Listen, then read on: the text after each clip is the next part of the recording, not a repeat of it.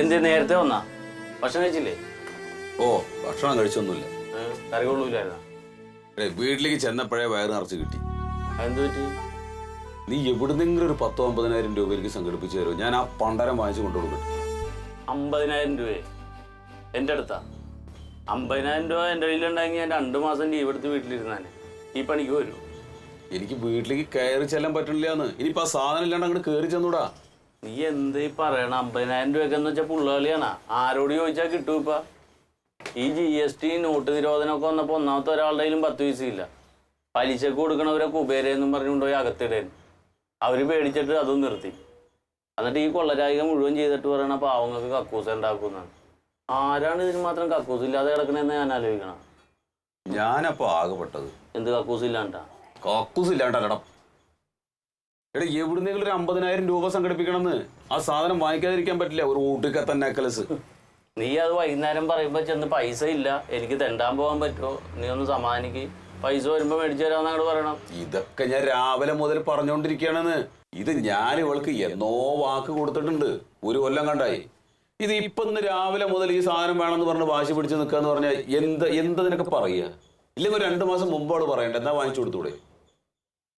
ഒന്നാമത് നമ്മുടെ അവസ്ഥ നീ പറഞ്ഞ് മനസ്സിലാക്കണം. ഈ ചോദിക്കണ കുണ്ടിയെന്ന് കൊടുക്കുമ്പോ ഇത് എവിടെ നിന്ന് കൊണ്ടുവരുന്ന അവർക്ക് അറിയാൻ പാടില്ല. ഇതിങ്ങനെ കെട്ടി വെച്ചേക്കാണെന്നാണ് ഇവരുടെ ധാരണ. 50,000 രൂപ എന്ന് പറഞ്ഞാൽ നിസ്സാരമാണ്. ഇതൊക്കെ ആരോട് പറയാനാണ്? ബുദ്ധിയുള്ള ആളുകളോടല്ലേ പറഞ്ഞിട്ട് കാര്യമുള്ളൂ.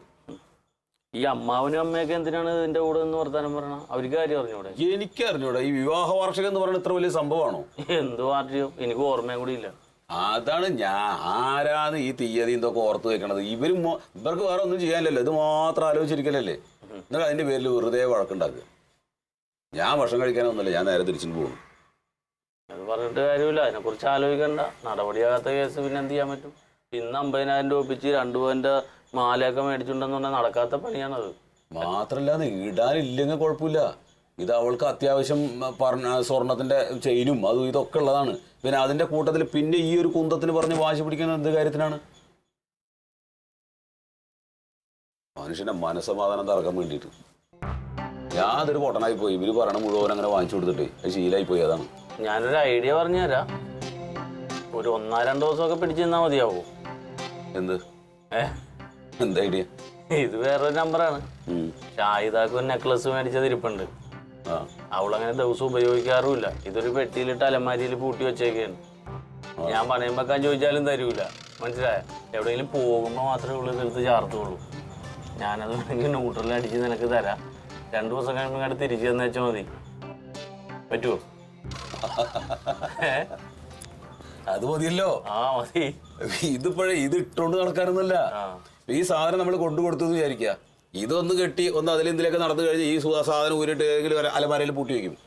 അതിന് വേണ്ടിയിട്ടാണ് കൂടെ. ആദ്യത്തുള്ള ഒരു മോഹം മാത്രമേ ഉള്ളൂ. നീ ഒരു കാര്യം ചെയ്യാൻ സാധനം എനിക്കതാ. പിന്നെ ഒരു കാര്യമുണ്ട്.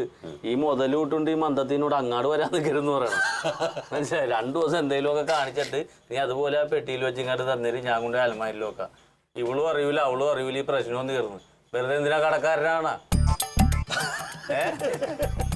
വൈകുന്നേരം ഞാൻ എടുത്തു തരാം പോണ വഴി. പോരെ?